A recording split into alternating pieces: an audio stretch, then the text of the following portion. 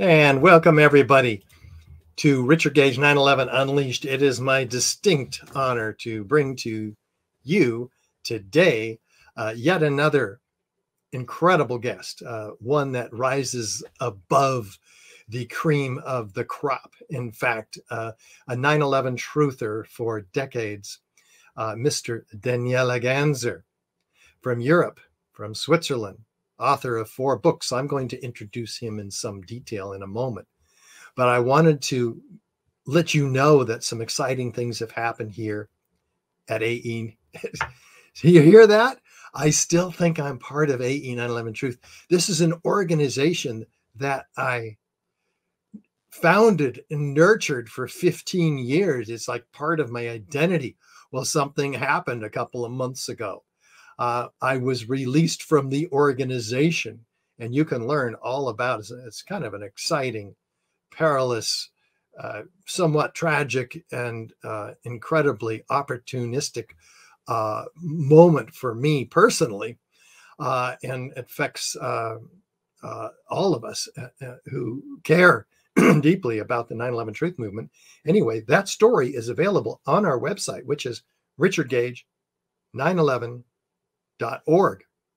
You can learn about the story, and there's a video, there's a statement on my part, and there's some incredible information, lots and lots of evidence for you, more than was ever available at AE 9/11 Truth, because we're expanding beyond the narrow scope that we stuck to at AE 9/11 Truth, which was the World Trade Center evidence.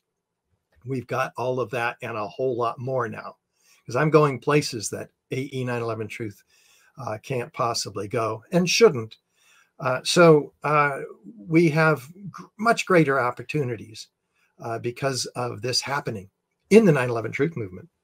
Now, another exciting thing is that Gail, my incredible assistant, who has been working nights and weekends to help me get going, to do all of the things, learn all kinds of software programs and get the word out there, promote it on social media. We're on 10 platforms now: Rockfin, Rumble, BitChute, Odyssey. It goes on and on and on, not just YouTube and Facebook. So please do continue to support us so we can have that calculated risk of Gail giving notice at her job. She'll be home at our home office here in 2 weeks. So full time. So help us to know that that was the right decision to make by continuing to support us at richardgage911.org, where you can subscribe for free there. You can support us as a monthly contributing member, the family of sustaining supporters. Very, very incredible partnership that we're engaged in now. I mean, I don't have a salary like I had at AE 9/11 Truth because of your incredible donations there. Now we need to support the new organization, Richard Gage 9/11. So please do that.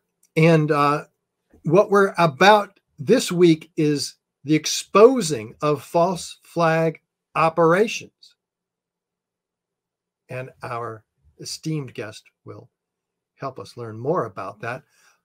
On Tuesday, we had Matthew Miller Scow, the director of Sacrificing Liberty, the story, the incredible story of the attack, unprovoked attack on a defenseless, well-marked U.S.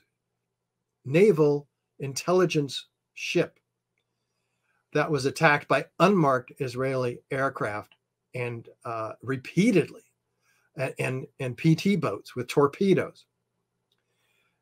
They've lost a huge number of their 194 sailors. And this was all swept under the rug because it was yet another false flag operation in the making that went bad, because the boat was supposed to go down. If it went down, Egypt was going to be blamed for it. Thus, the reason for the unmarked aircraft. If Egypt was blamed for it, there would be war between US and Egypt. Not unlike we saw in 9/11, which we will discuss in detail with our esteemed guest also. So, regarding Daniele Ganser, false flag operations, how lies lead to wars. How do our leaders drag us into war, and why? What is a false flag operation? Was 9/11 a false flag operation? Hint, hint. How many wars have been started by such operations? Learn the startling facts that you didn't know. My guest is a Swiss historian and peace researcher. Daniele has published 4 books on international geopolitics. He publishes his books in German, so many of you may not even know of him. Here in the US, we need to change that by spreading the word, and he'll give his website, and you can share, by the way, all of our Richard Gage 9/11 Unleashed guests need to be shared widely. I only bring you the guests that need to get out there. So I'm doing my job, right? You're helping me to do that. Now we need you to hit that like button, share the videos with all of your friends and more. Now, one of Daniele's books is available in English, an awesome one, NATO's Secret Armies. In fact, give you a hint right there. NATO's Secret Armies, published in English. He has 160,000 followers on YouTube. Ladies and gentlemen, it is my incredible honor to bring to you Mr. Daniele Ganser. Daniele, how are you? Hello, Richard. Thank you very much for inviting me to your show.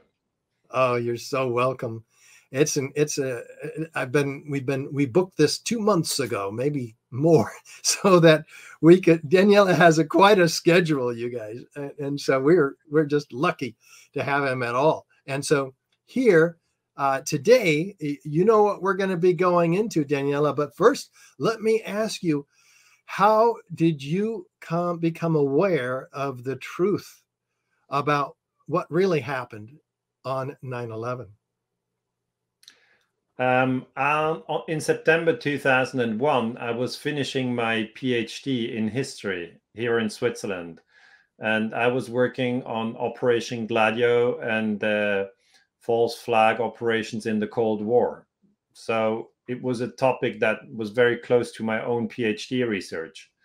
And just shortly before I had to take the exams here at Basel University, the Twin Tower collapsed and the World Trade Center 7 collapsed, and I followed it all very closely, but I kept my mouth shut because I knew it's all very sensitive. So I looked at it very, very critically from day one. Gotcha.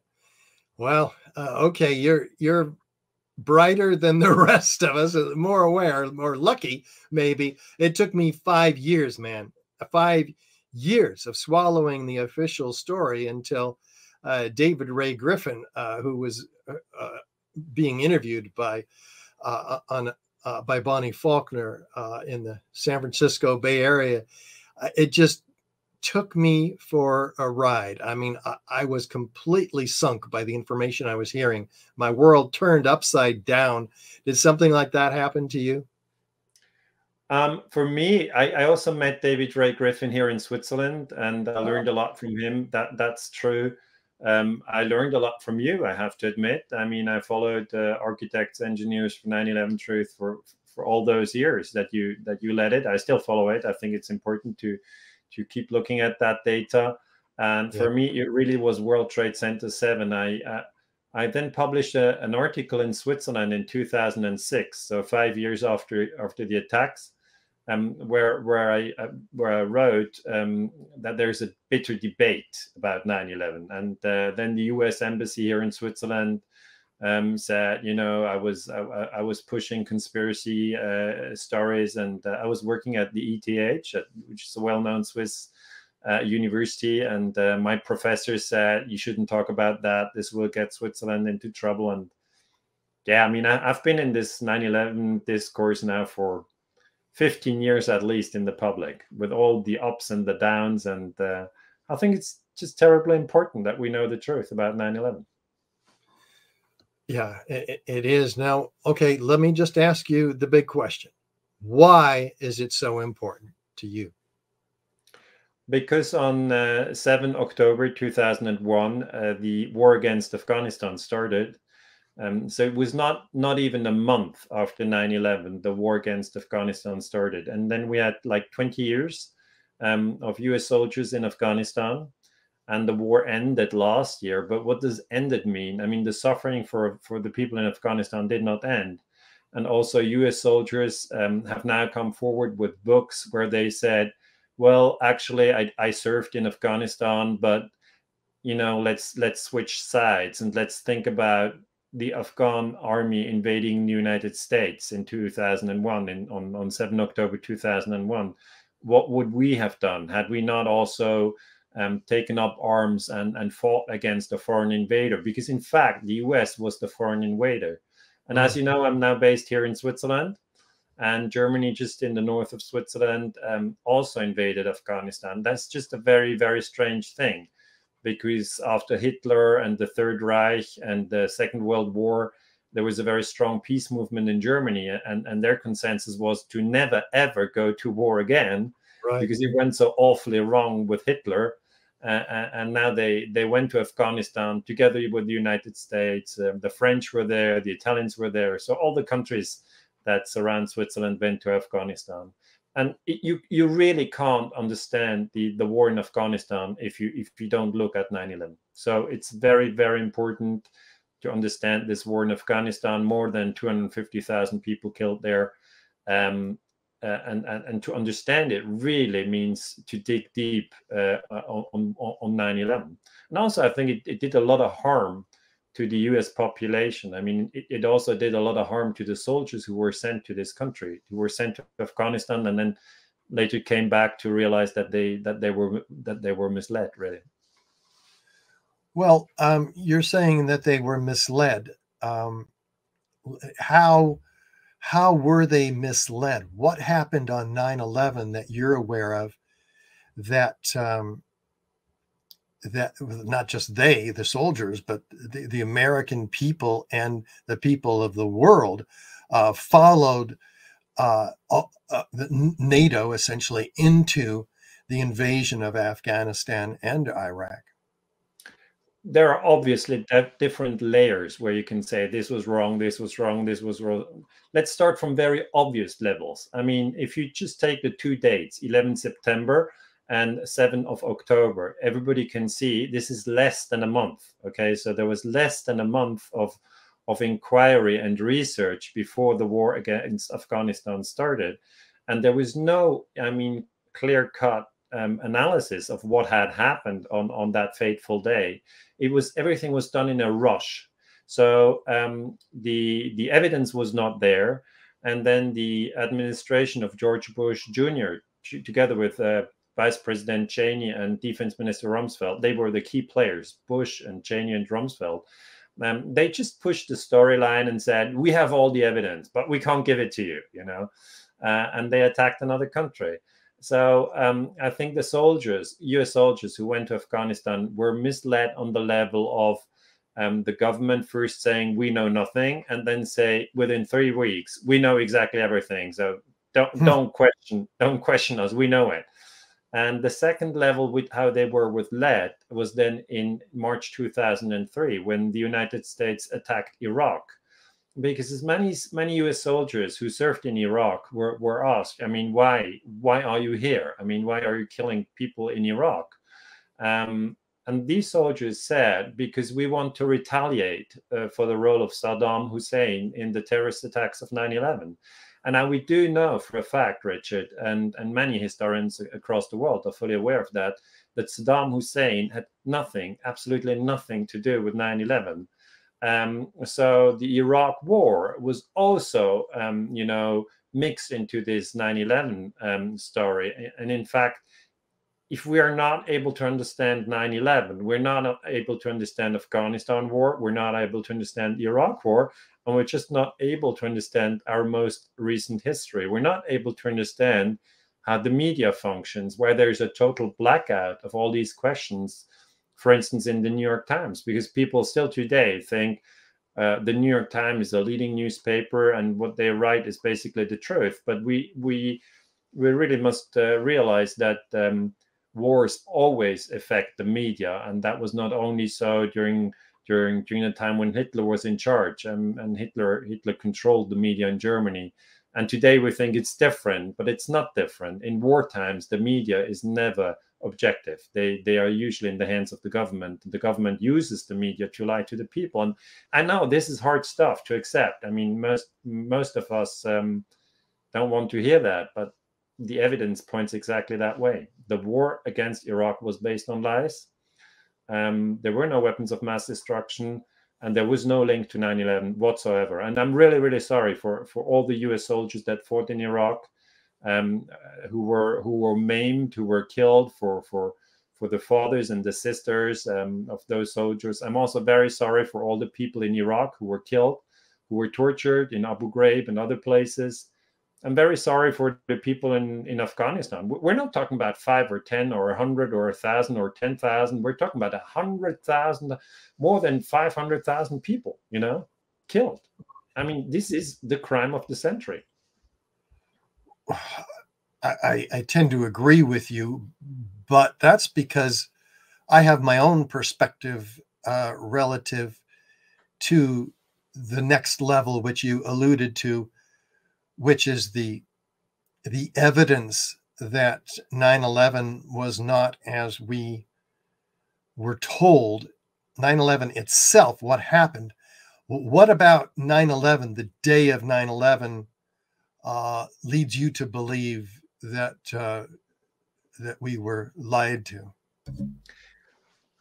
For me, really, the smoking gun is World Trade Center 7. I mean, when I looked at the data, I saw obviously there are different questions.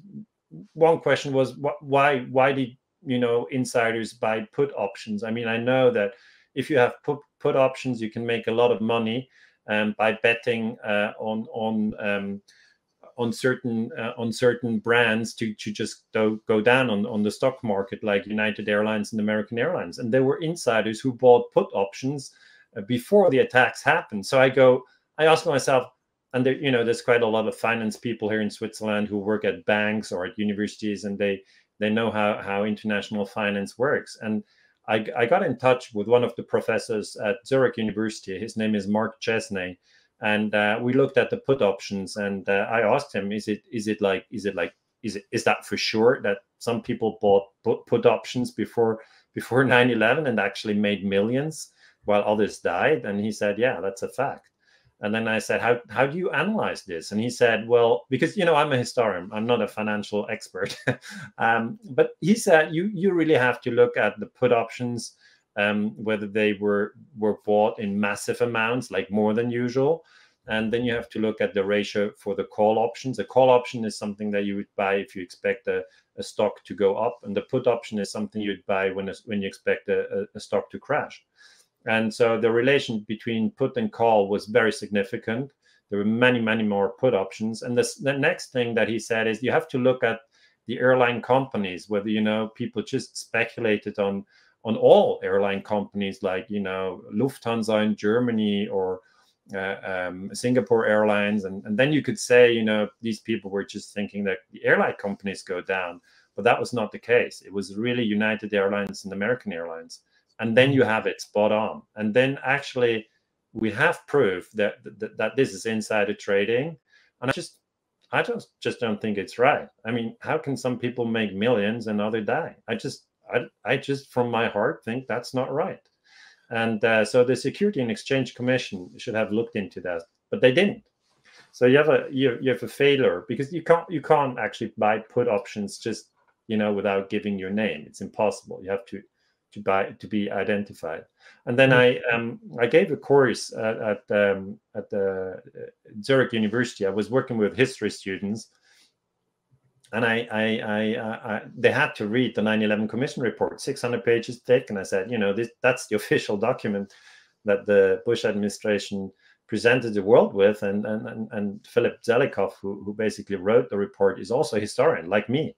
So we're from the same club. Tell us about his PhD. Yeah, but we're quite different, I think. Well, but his PhD. Do you remember the subject of his PhD? Actually, no, I don't. Do you? I do, and it's startling. It's the creation of public myth. There you go. From the author of the 9/11 Commission report. Yeah, and he really knows how to create a myth. It's being done through repetition. That's how you create a myth. And I hear read it 1,000 and million times.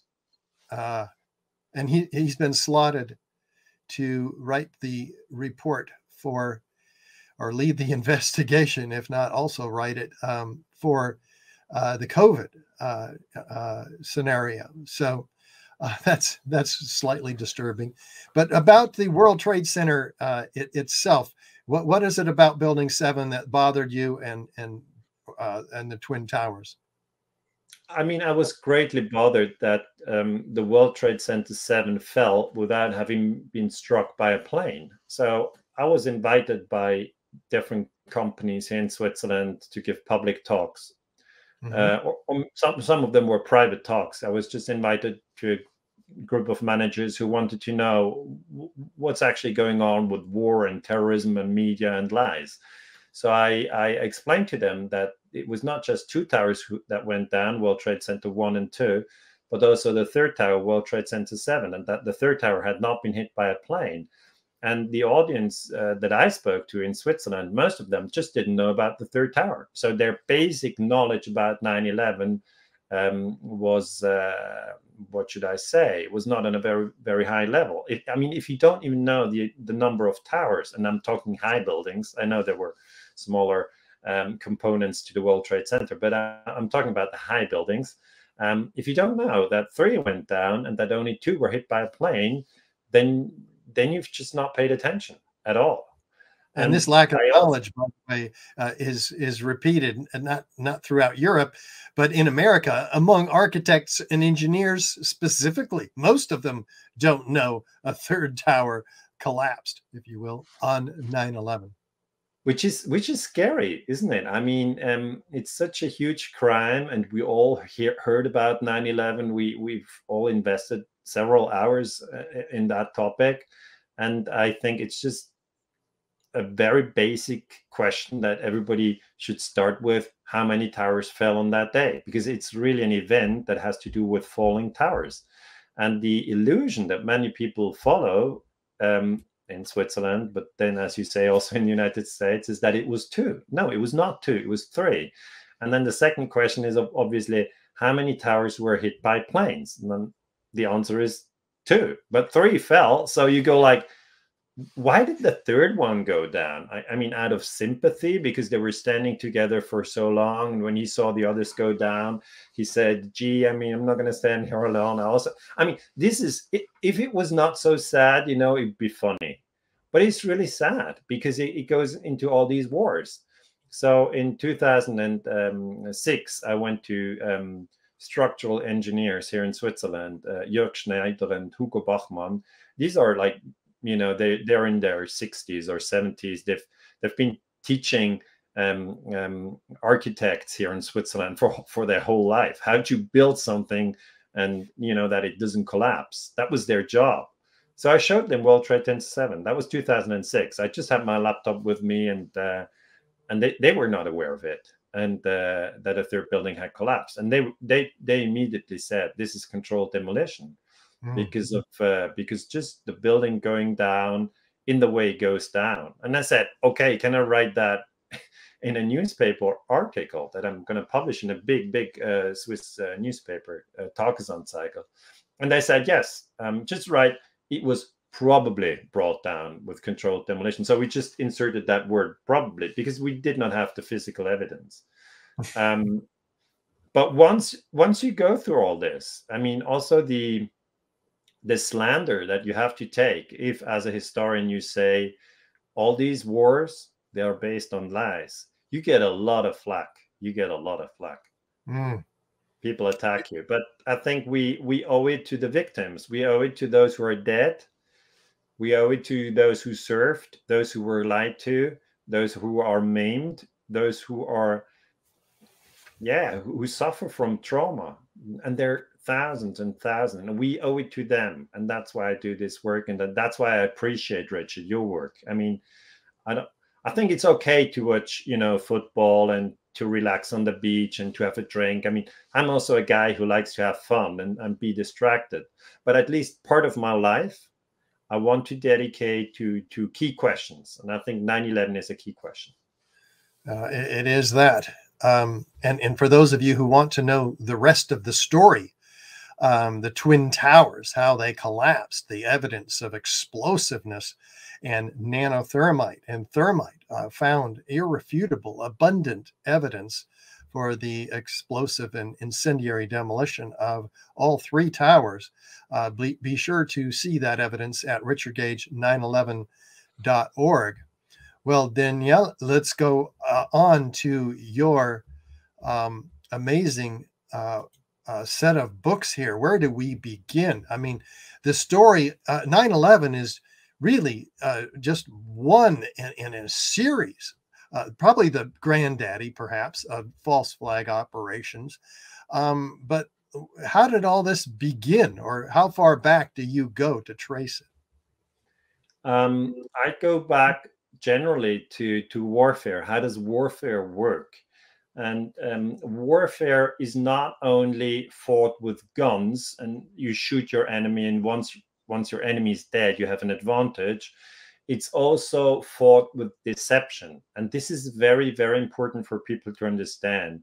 People think that a war is only being fought, for instance, on the ground in Afghanistan or in Iraq or in Syria or in Libya or in Vietnam, whereas in the United States, there's no war at the same time. And that's not true.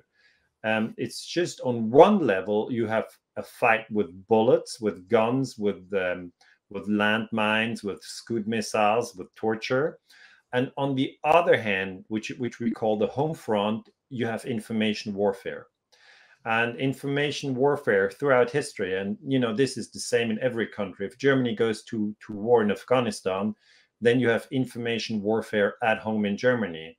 If France goes to war and bombs Egypt, as they did in 1956 in the Suez Crisis, you obviously have the war in Egypt, but in France, you have information warfare at home. Or if the British attack the Falkland Islands, as they did in the 1980s, you have the war in Argentina, so the bullets and everything. But back home in Great Britain, you have information warfare. And if you allow, Richard, I'd like to explain what information warfare is. I mean, please, this is probably the most important part. I mean, that's how they lead us into it, right? Yeah, because you have to understand that every country, they have mothers who give birth to the sons, and the sons then fight in the war. And if the mothers are not convinced that the war is worth fighting for, they will go into opposition. They will go into the peace movement, and they will say, we don't want our boys to die for this war. And you also have fathers who go to work and who pay taxes. And with the taxes, the government buys the bombs, buys the tanks, buys the airplanes and the aircraft carriers. I mean, the government itself doesn't have the money. It really comes from the citizens who pay taxes. And of course, from the Federal Reserve, which can just print money out of thin air. But leaving that apart, you actually have to convince the fathers and the mothers that this war is a good war. Okay, that it's the right war and that you're on the winning side, and that the other one is some sort of a devil. And this is what information warfare does all the time. And I can observe it in history. It's not something new. It's part of the way you fight a war. You actually have to divide the human family into two groups, and then say the other group is evil and we are good. And then you just spread this story from the television all the time, and you spread it from the newspapers all the time. And today you spread it from YouTube, Facebook, Twitter, and Instagram all the time. And this can lead to such a confusion that people in the end believe that it's right to kill somebody they've never met in a faraway country they've never visited, which at face value is a crazy thing, isn't it? You think, how can anybody go half the way around the globe, like 20,000 kilometers, to another country and kill somebody he's never met, he's never had an issue with, and be convinced that he's doing the right thing? And the answer really is information warfare. So we have to look at information warfare. If we don't look at information warfare, we don't understand the problem we're in. Well, let's look at it. How does it happen? It happens in a way that you have to manipulate the feelings and the thoughts of your home population. Let me dive into some specific example. In 1959, Fidel Castro came to power in Cuba. And at the time, Eisenhower was president in the United States, and he didn't want Fidel Castro to become president in Cuba. It was not the idea of every country can have its own president. It was more the idea, gee, we don't want Fidel Castro to be president of Cuba. Let's overthrow him. That is obviously legal. I mean, the Charter of the United Nations says that one state cannot attack another one, and it cannot overthrow the government of another country. But Eisenhower ignored the United Nations Charter, and he gave the CIA the task to overthrow Fidel Castro. Now, the United States military is obviously much more powerful than the Cuban military. That is obvious. I mean, the US could just invade Cuba and take the country. It would be easy. But there's a problem. The US population would not like that, because they would say, hey, gee, this is just a small island. I mean, how can we, as a huge country with 330 million people and the defense budget of today, $770 billion, how can we just invade such a small country? This is not fair, okay? It's not what you do. And then the CIA said, well, let's have just a very small invasion. And it was called the Bay of Pigs invasion, and it happened in 1961 in April. And the CIA just recruited people in Florida. These were Cubans who were completely unhappy with Fidel Castro and who lived in Florida. There are a lot of Cubans in Florida. And they told these Cubans, hey, why don't we overthrow the government in Cuba? I mean, Fidel Castro is a bad guy. Let's just overthrow him. And these Cubans said, yeah, why not? Let's do it. And so the CIA trained these Cubans and then started the invasion. Now, in order to manipulate the feelings of the American population, they sent U.S. Ambassador Stevenson to the United Nations. And when the Cubans said, hey, the United States is just attacking us, he said, no, we have nothing to do with it. So you have to lie to the public. That's rule number one.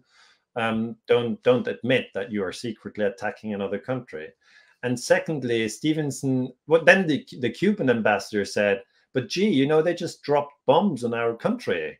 And then Stevenson said, oh, no, these bombs that were dropped, they were dropped by Cuban pilots who were so unhappy with their own government that they bombed their own country. I mean, it's a crazy story, but that's what he said. He said, yeah, the Castro government is just it's just a horrible government. And these pilots wanted to leave their country.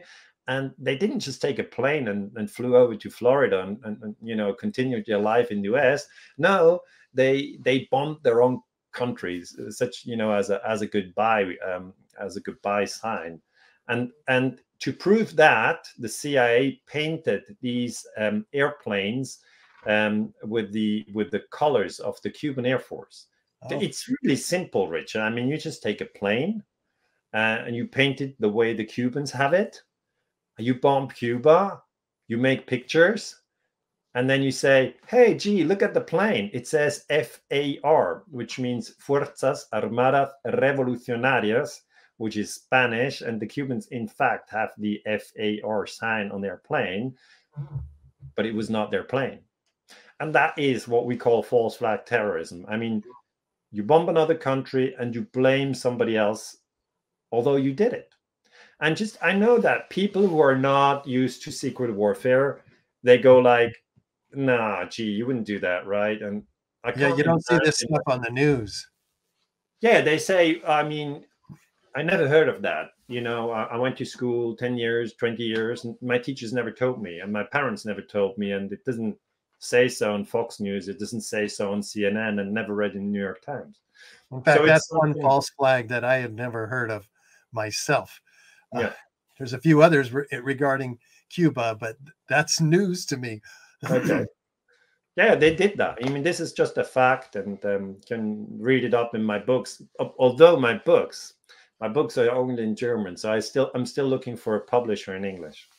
Yay, we got to get you an English publisher.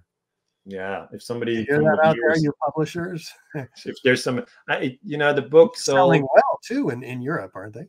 They sold well in Europe. It was like the German version of Illegal Wars sold 100,000 copies.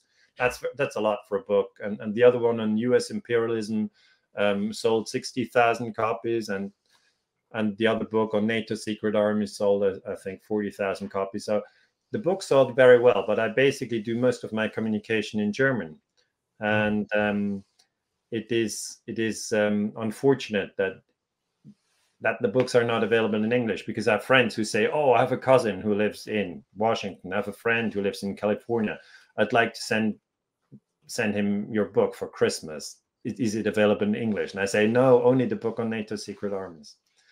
So that there's a certain language barrier there. But it's important for people to remember Bay of Pigs invasion, Cuba, 1961, April. The CIA just painted the planes in the wrong colors. It looks simple, but it's done. And that is called information warfare. Okay. And it's directed at the home population. It's not directed at the Cubans. The Cubans were not impressed. It's directed at the home population. Is that psychological warfare also? Yeah, that's the same. I mean, the psychology is basically that part of the human beings which thinks and which feels. And if you do psychological warfare, you try to manipulate the feelings and the thoughts of the home population. Can I give you another example? Specific. Yeah, but first, since you mentioned that, let me first say to everybody that we do have Scott Bennett coming up in a week or two on Richard Gage 9/11 Unleashed. He is an Army, or was an Army psychological warfare intelligence officer. And so we're very excited to bring him in to expose some of the other examples in this country about this deception. Go ahead, Daniele.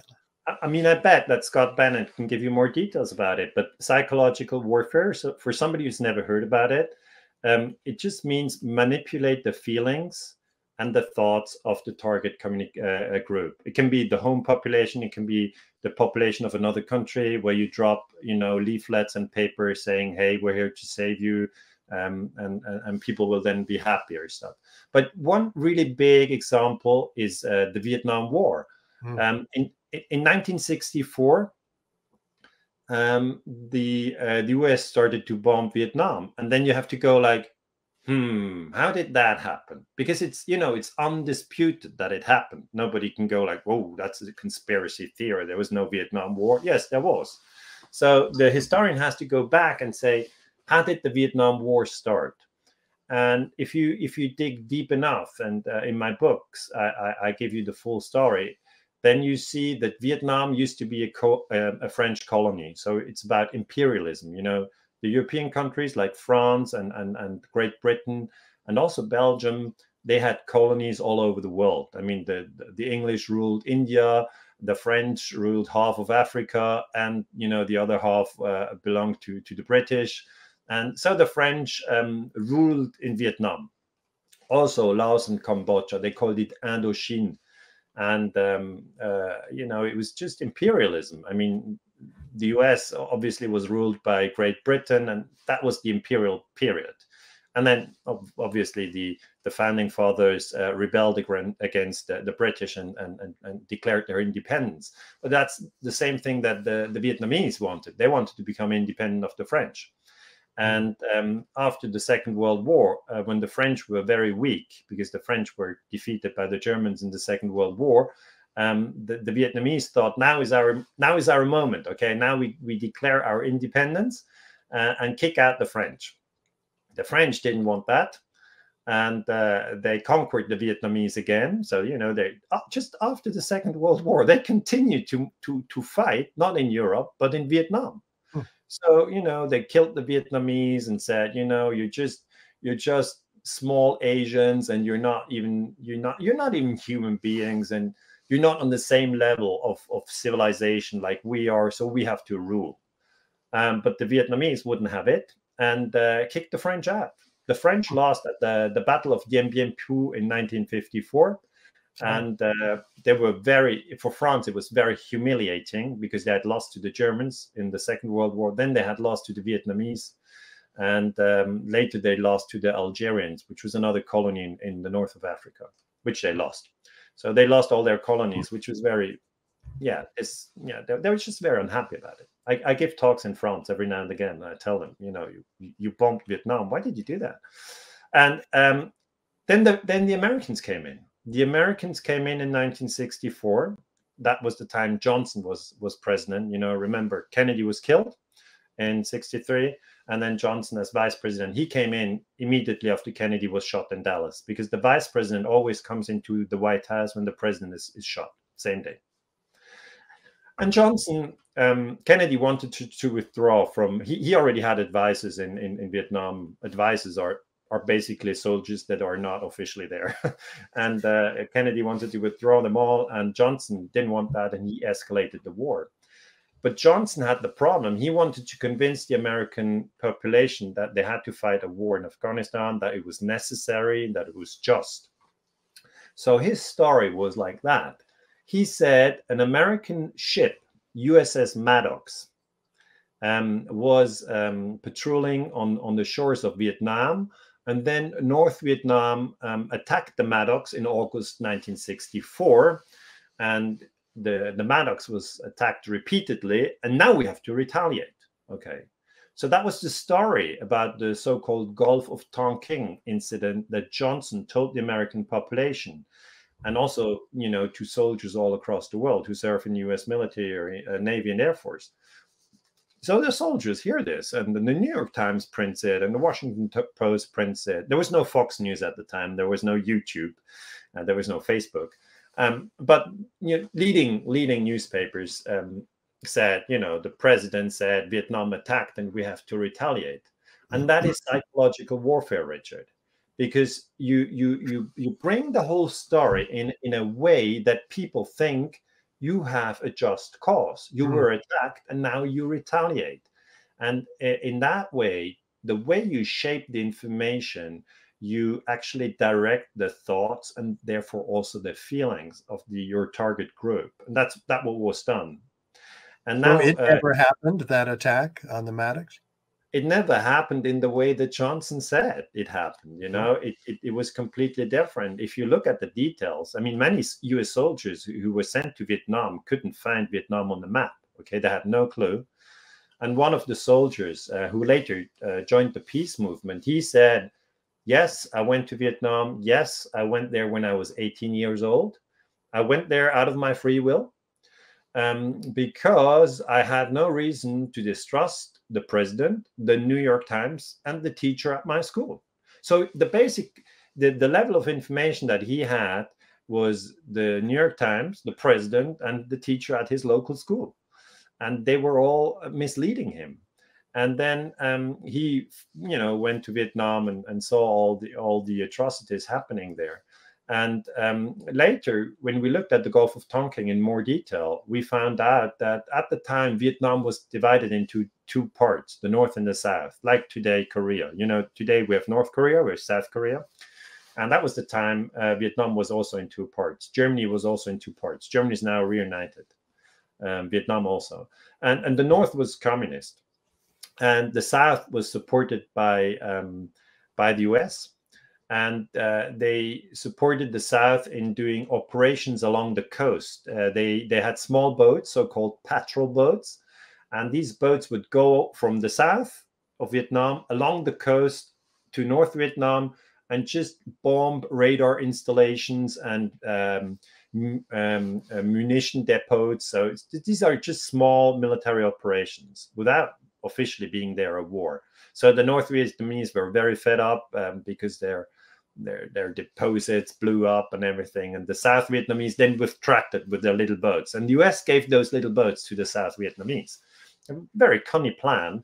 And then at one point, the US sent a warship, the USS Maddox, in August 1964. And the North Vietnamese then had the perception that the USS Maddox gave actually cover to these attacking small boats. And, obviously that they thought that because the Maddox was there and the boats were attacking. So I thought, okay, and now they even have a big brother protecting them. So they attacked the Maddox. Oh. And but the Maddox was not hit. Okay, the Maddox never sunk.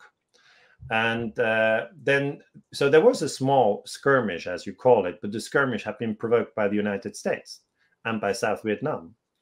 And then US President Johnson sent the Maddox again, and then nothing happened. That was on August 4th. And then he went on television and said, repeated attacks on the USS warship Maddox has forced us to retaliate, to defend freedom and democracy. And then, Richard, you have 11 years of war until 1975. You have 58,000 American soldiers killed. And you have about 3 million Vietnamese killed.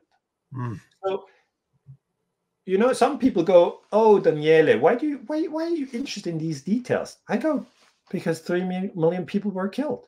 And they were all lied to. They were all misled. They didn't know that the Maddox incident was just a fabrication. It was a fabrication. And these things are very, very sad. And it's very, very hard to talk about them with people who have, for instance, lost a son. Yeah. Or who have a brother who has only one leg. Yeah. It's really sad. So it goes deep. It goes deep. But I want to explain that information warfare is what's coming out of the television or out of the internet also, or out of the newspaper.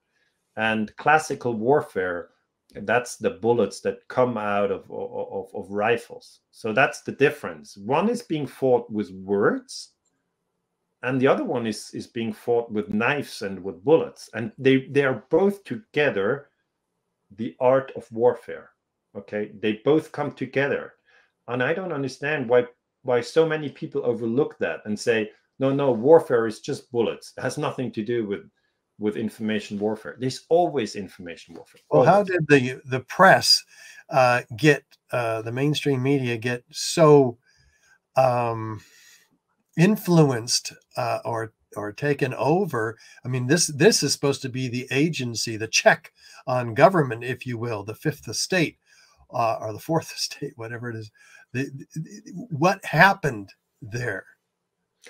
Well, if you go to history classes at university and you like, in your first grade, first semester, whatever, then the history teacher will say okay, in every country, in every democracy, you have an executive branch. This is the prime minister or the president, and he has a defense minister, financial minister, whatever. Just a bunch of guys, let's say 20 or 30. They are the executive. They carry out the wars, and then they actually do the things. And the president is in the White House. And then they explain, but to check the executive power, which is a lot of power, we have the legislative branch, which is the capital where the senators and the representatives come together, and these parliamentarians, they write the laws. And if the executive, does something wrong, the senators and the representatives will say, hey, wait a minute, and they will call the executive back. And furthermore, and that's being told to the students, we have good news. If that goes wrong, we have the fourth power, which is called the media. And the media is made up of independent journalists who want to find the truth, and they want to tell the public the truth. And so if something goes wrong, the media will report it. And then the senators will read it in the media, and then they will call the president and tell him to behave. Okay, that's But that is really how it's being taught. And in theory, I'm always saying, in theory, that'd be a good idea, you know, like, but it's a theory. It's just a theory. It's never worked. It has never worked. I mean, there are rare exceptions when the press uncovers the truth, like the My Lai atrocity uncovered by Seymour Hersh. You know, I'm not saying the press is not working at all, but I'm saying in many cases, the press just follows the narrative from the government, because opposition to the government always comes at a price. You know, there's a cost to it. And if students think that the press is critical of the narrative of the government, then just look at 9/11 and you will see a total failure. I mean, it's basically, I mean, people who are now today 15, they were not alive when 9/11 happened. And they go like, gee, why didn't the press go and push forward the question, why did World Trade Center 7 fall? And why did BBC report on the collapse of World Trade Center 7 20 minutes before it actually occurred? I mean, come on. What's wrong with the media? What's wrong with the press? So if you ask me, why didn't the press stop the Vietnam War by just telling the full story? The answer is the press is infiltrated. It is infiltrated by the government, and whenever it comes to questions of war, the press basically spreads the lies of the government. Remember the Iraq War, the weapons of mass destruction story. It was all over the place. It was all over the place. Every TV show, but it was not true. And Goebbels, who is the propaganda minister of Hitler, he said, it doesn't matter whether a story is true or false. What matters is, if you want to manufacture consent, you have to repeat the story again and again and again and again. And if you do that, people will believe it. People will believe it. If you, for instance, just as an example, Richard, if you want people to believe that human beings have landed on Mars, and we haven't, okay? But you could use the year 2022, the year we are in now, and you would produce every day, you would produce reports on how we landed on Mars and how great it was and how difficult it was to go there. People will believe it at the end of the year. So this is information warfare. And it's really something that is very close to marketing. If you want to sell an iPhone, or if you want to sell a Ferrari, you know, you have to target the emotions. You have to target the thoughts of human beings, and psychologists know how to do it. I'm guessing that the people who own the media or run it are, you say, in league with the government. Maybe they run the government too. Maybe it's vice versa. It is obviously a group who has more power than you and me. I mean, I couldn't tell the things that I'm now telling you a CNN reported. I couldn't. Yeah, and they don't. I couldn't tell that to Fox News. I couldn't. Right. The New York Times wouldn't give me a page. They wouldn't. Yeah. It's just the Washington Post wouldn't give me a page. They wouldn't. And people need to understand that this is how it works. It's not that the scientists are not out there, that they don't have the facts. It's that some people are they're not being given the chance to show how we're being manipulated. You know, you would actually expect that this people who find out how we were lied into a war, they would get a lot of platforms. No, they don't. They don't. They don't. It's usually they rather get criticized. I mean, if you tell how the Iraq war started, how it all was based on lies, or if you take Syria, take the war in Syria. I mean, the US took the weapons from Libya, shipped them over to Turkey, transferred them into Syria, and supplied all all guys who were against Assad, some of which were radical Muslims. They just supported them. And how can you do that? I mean, that was Operation Timber Sycamore, one of the biggest operations the CIA mounted. You hardly hear about it, anything. And so, they became ISIS? Yeah, yes, they did. And the thing is that if you arm a radical group like Al-Qaeda in Afghanistan, I mean, the CIA, they supported the Mujahideen, which were radical Muslims, in Afghanistan in the summer of 1979. And in December 1979, the Soviets invaded. So the CIA was very happy to see the Soviets invade because they wanted to give them their Vietnam, their defeat. And in 1988, the Soviet Union withdrew from Afghanistan. They also lost. It was not only the US which lost in Afghanistan now last year. It was also the Soviets also lost. And it really weakened the USSR. And it led to, including other moments, led to the fall of the Berlin Wall and the collapse of the Soviet Union. So these things are interlinked. Well, tell us about the NATO secret armies. This is the one book that is published in English. Yes. There's a story there, I imagine, a few of them. Let's go into that. NATO Secret Armies and Operation Gladio is the one book. I've written 4 books, and that's the one which has been translated into English, and it's been published in London, in Great Britain, by Frank Cass, and people who are interested in can look into it. But I can give you the summary. The basic idea of NATO having secret armies was that they thought if the Soviet Union invade Europe during the Cold War, then they need to have a secret guerrilla network who could then fight the occupying Soviet forces. So let's go back in time. In 1945, the Second World War ended. And then in 1949, NATO was created. The Americans were in charge. So the US are still today leading NATO. NATO today has 30 member countries. I am in Switzerland. Switzerland is not a member of NATO. We are neutral. We are outside of it. But Germany in the north is NATO member. France to our west is NATO member. And Italy in the south is a NATO member. So I'm in the vicinity of NATO members, and you are in the US, which is a NATO member country. Now, NATO at the time was afraid that in Italy, for instance, the communists would come to power.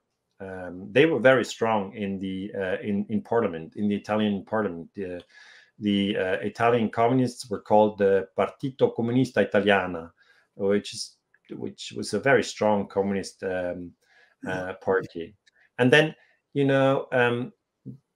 they had terrorist attack in Italy, and these terrorist attacks happened in train stations or in public squares, in a bank, or just killing random people which were there. That was in the 60s, in the 70s, and in the 80s of the last century.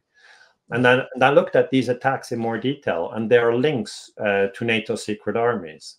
And so I wrote to NATO, and I also wrote to CIA and said, can I have more data on Operation Gladio? And, were you basically involved in terrorism? Which is a daring thing to ask. I mean, to ask NATO and the CIA, were you involved in terrorism is,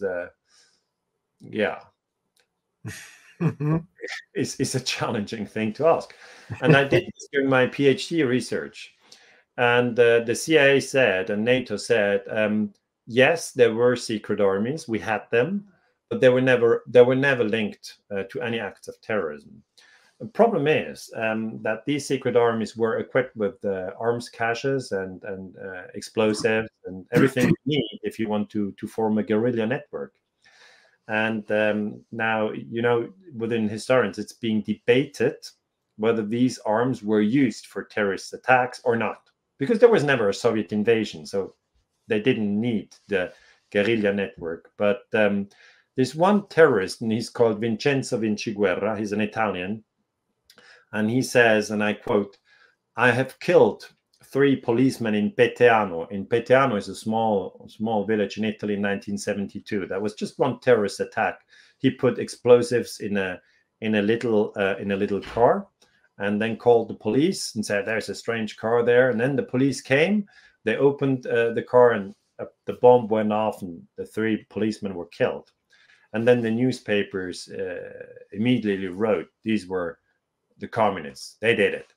But that was wrong. It was false flag. It was a false flag operation.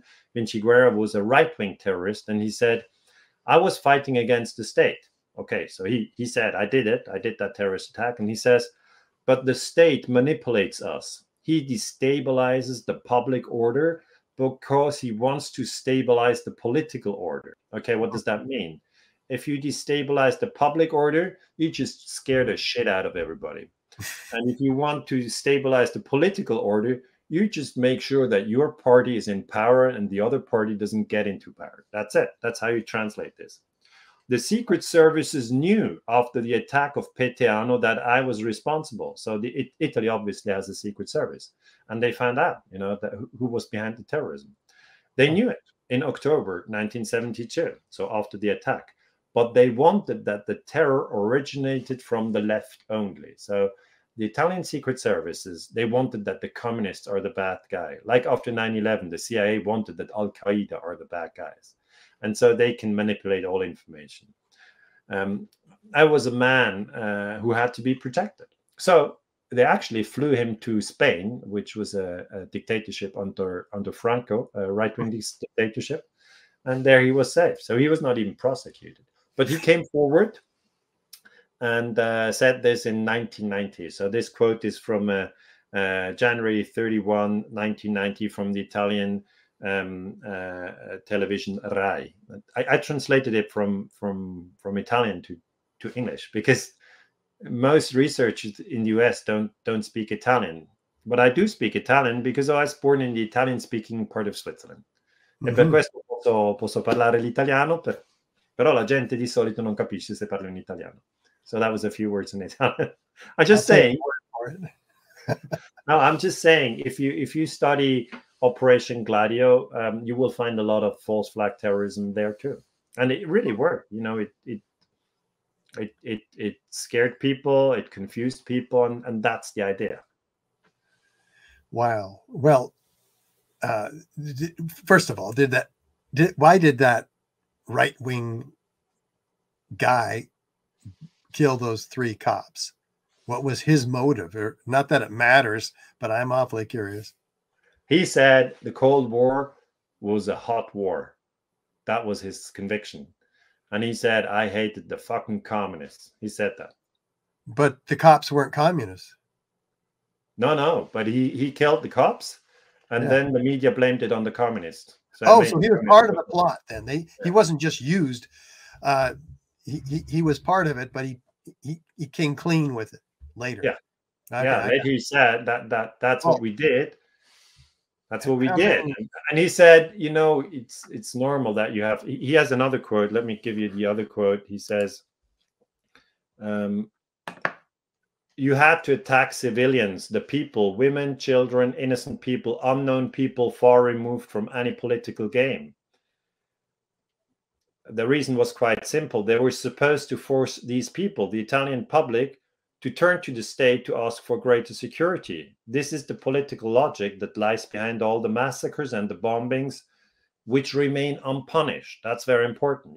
They remain unpunished in Italy because the state cannot convict itself or declare itself responsible for what happened. Same thing as 9/11. Same thing everywhere. I mean, did Bush publicly declare, oh, gee, sorry, I lied about Iraq. Okay, sorry, there's like 500,000 people killed? No. Julian Assange is in prison. Julian Assange. Get that. Julian Assange published a video which is called Collateral Murder, where you see that civilians are being killed in Baghdad, and you see it in the video. So that is obviously a war crime. You cannot kill civilians in a war. People go, what? There are rules in a war? Yes. You cannot rape women in a war. You cannot. It's illegal. You cannot shoot journalists in a war. It's illegal. You cannot shoot children in a war. You can only shoot an enemy combatant.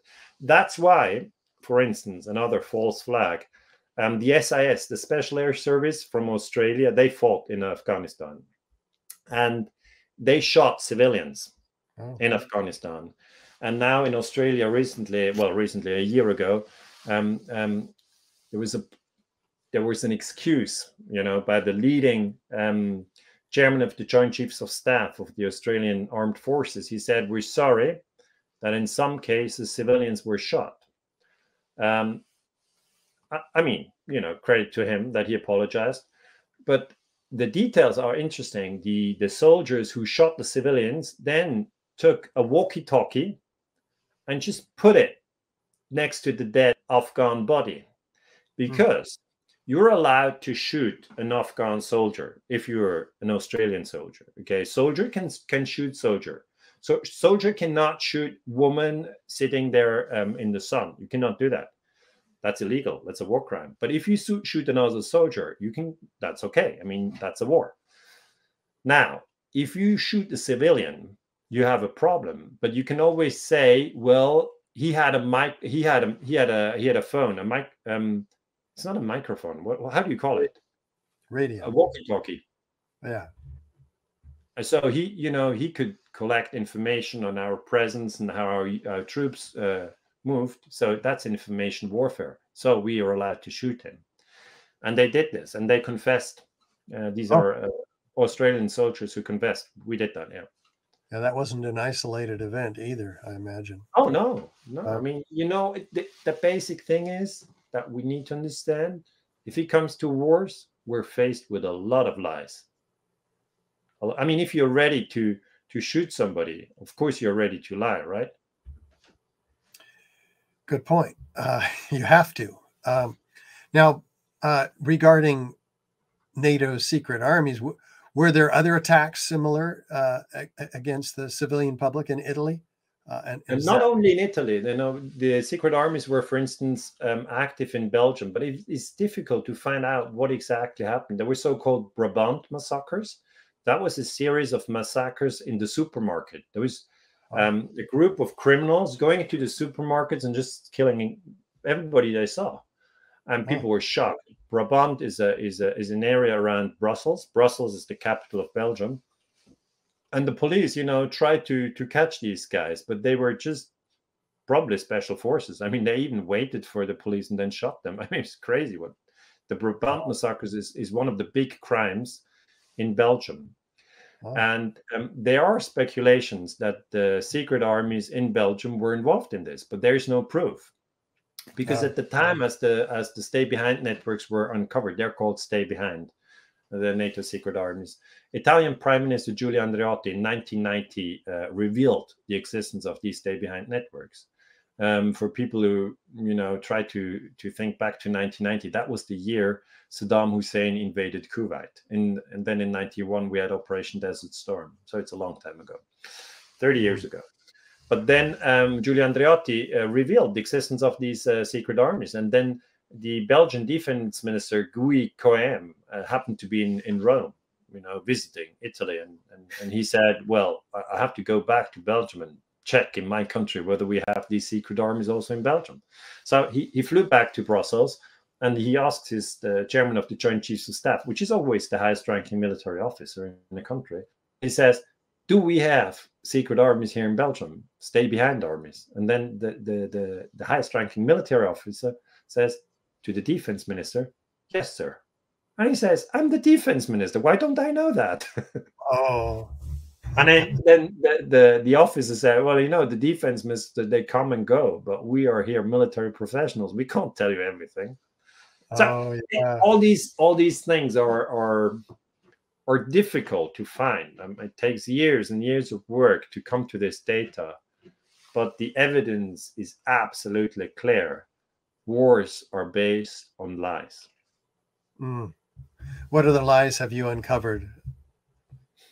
You don't get enough, right? You want one story after the other. I mean, is it not too much for you and your readers? Is it not too much? Can you handle it? We have time for you to give us the truth, Daniele. Well, one story which I think is interesting is I'm not sure whether it's very popular or known in America. The NGO Greenpeace. It's an environmental group. Is it known? Greenpeace? Oh yeah. Oh, it's not good. Here in when Europe. I was young and It's very popular here in Europe. I mean, less aware. Yes, and now go ahead. This is a story about the French. The French are obviously a nuclear power. We have 9 nuclear power: the US, China, Russia, the French, the British, the Israeli, the Pakistani, the Indians, and North Korea. So 9 nuclear powers, total 193 nations. Switzerland is not a nuclear power. Germany is not. Italy is not. But the French are. And the French are very proud to be a nuclear power. Now, if you're a nuclear power, you have to test your bombs every now and again, which is difficult, especially if you just have a small country like France and you can't test your nuclear bombs in Paris, right? Can you? So the French said, we test our bombs in the Pacific, small island, Bikini. And then Greenpeace said, no, you don't. We don't want that. We don't want you to blow up nuclear bombs in the Pacific. You just do a lot of harm to the environment. So Greenpeace had a ship. It was called Rainbow Warrior. And they went with their ship to the place where the French government, president was called Mitterrand, wanted to blow up his bombs. So the French president was very angry. He said, gee, these Greenpeace guys, they really suck. I mean, they go with their ship exactly where we want to blow up our bombs. And obviously, he could have sent a submarine, and the submarine could, then just have sunk the Greenpeace ship. That's easy. But if you do that, it's not good for information warfare. People will find out that the ship has been sunk and everybody has been killed. So he decided against this, because the Greenpeace ship, they need to have a break every now and again in New Zealand and in Auckland. There is a harbor, so the ship was in Auckland on that harbor. So they sent the French Secret Service, the Direction Générale Sécurité Extérieure, DGSE, and they went to Auckland, and they decided to put bombs on that ship and to sink it. So that was again a secret operation, and they used false flag techniques again, because the secret agents that went to New Zealand, they forged their passports and presented themselves as Swiss citizens, which they were not. So God. You can always, say, I'm somebody else. Blame it on Switzerland, huh? Why would the Swiss want to take out the warrior, Rainbow Warrior? And then the New Zealand police caught them. They actually caught them.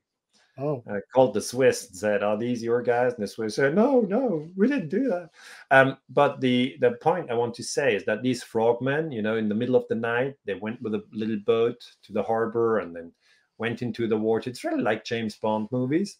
Yeah. And then they put the bomb on the ship. And they put 2 bombs. One bomb, which just made a lot of noise because it was in the middle of the night. So everybody so everybody can get out of the ship. They didn't want to kill the people. They just wanted to make sure that the Greenpeace couldn't go anywhere anymore. And so the first bomb was what you can call a very special alarm clock for everybody to get up in the middle of the night and leave the ship. So most of the crew left because the ship was towed, to the pier. And only the photographer, he didn't leave, because photographers, obviously, they want to get all their picture and their data and everything. And so the second bomb, which really ripped the ship apart and sank it, killed the photographer. Killed the photographer. And it did sink. Oh, yeah, it sank. Yeah. Oh. No, the ship went down. And then the French government got into huge trouble because people found out. That was one moment where the press worked. The press said, hey, there's something wrong there. Oh. This ship protested against the French atomic bombs. And now suddenly, what great luck. Okay. It's pretty obvious. I mean, it sank. It had a terrible accident. It's a political problem when you try to stretch the truth that far. That's it. So what did they have to apologize? Oh, no, they denied it. They did. They did. No, they sacked the defense minister and the director of the Secret Service, Pierre Lacoste. And later, many years later, I looked at the data of the guy who actually carried out this terrorism. I mean, it's terrorism if you blow up a ship. But then he said, we didn't call it terrorism. We called it special operations. But that's the same thing in the end. And he said, we were told, I mean, the agents, they were told that Greenpeace is working together with the communist government in Soviet Russia. So even the agents themselves were fooled just to stir them up and make them angry. And that was the Cold War. Okay, you could always say the other guy is working with the communists, kill him, and you know, and people did it. I mean, information warfare is also used within the ranks of the military and the Secret Service to just have everybody in line. I mean, think of 9/11 and the hole in the Pentagon. I mean, why have a hole in the Pentagon? Because then all US soldiers all across the world, even if they were based in Japan or Italy, would think, gee, they attacked our house. And this is all psychological warfare. And if you look at the data long enough, you can see it. Yeah. Well, and this goes back to Hitler and the Reichstag. Can you tell us about that? Well, in 1933, in Germany, in Berlin, which is the capital of Germany, there was a huge fire in the Reichstag. Now, the Reichstag is the parliament. It is where parliamentarians come together. And Hitler immediately went out and said, this was Marius van der Luppe, who was a crazy Dutch communist. So he said, this was Marius van der Luppe. But recent research, and you know, the communists were just rounded up and put into the concentration camps. Not only the Jews, also the communists, and also handicapped people. Hitler hated handicapped people. He said, let's exterminate them. And so the research today on this Reichstag's brand in 1933 shows that Marinus van der Luppe was not the guy who did it. It was more likely the Secret Service, the Gestapo of Hitler, who put the fire. I mean, so it happens time and time again. And obviously, if you say this in public, people will go, oh, that's just a conspiracy theory. But if you dig deep enough, you will find that also the Reichstag's brand fire in 1933, which thereafter brought Hitler to power, was based on lies. And Hitler was just very good at screaming, oh, they did it, and catch them, and they're evil. And everybody was like, oh, yeah, he's got to be right. He said that. He said this guy was it. And what triggered, how did he trigger the invasion of Poland? Well, he said the Polish started. We have to fight back. That was in September 1939. Oh, so the Dutch communist was also a Pole? No. This is a whole different event. Tell us about it. No, the invasion of Poland was in 1939, and the Reichstag's brand was in 1933. Okay. So there's a long time between those two events. In 1933, Hitler came to power, and the German system ceased to actually work as it should work. You know, every time a government goes into executive runaway systems, which means the executive runs away with too much power, then the media collapses and it doesn't do any checks and balances anymore. And the parliament collapses and doesn't do any checks and balances anymore. And this has happened many times to many countries. They still call themselves democracies then, but they're not anymore. They're corrupt systems. And this is what happened. And then the government has the power to just basically say what they want because they control the media. And Goebbels was the propaganda minister of Hitler. He was also very good at propaganda. He said the key things about propaganda and information warfare have been clearly lined out by the Nazis. Goebbels said, and I said this already once, but it's good to repeat it. He said, it doesn't matter whether it's true or not. It just has to repeat it again and again and again and again and again and again. And we know that this is how advertisement works. We just have the same message repeated again and again and again and again and again and again. And if you hear it, regarding those Hitler's invasion of Poland. I heard that he grabbed some Polish prisoners and in Germany and dressed them up as Polish soldiers to start a skirmish. Do you know the details? Yeah, it was a radio station in Gleiwitz, and they just created an incident there. It was all fake. It was all fake. So also World War II started with a fake. And I think... Well, let's talk about World War II. That's one of my questions too. The Pearl Harbor is what brought the U.S. in. What happened there? Well, Pearl Harbor obviously was the attack of the Japanese on the U.S. And thereafter Roosevelt, who was the president of the United States in the Second World War, said, "Ooh, okay, now we enter the war against Japan, against Germany, and against Italy, because Japan, Germany, and Italy were in alliance in the Second World War."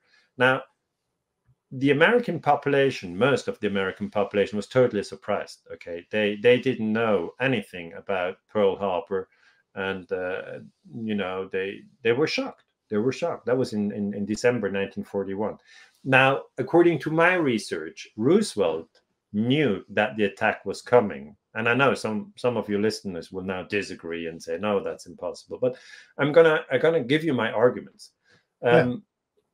Roosevelt, first of all, said, if I want to go against Hitler, okay, I need the American public behind me.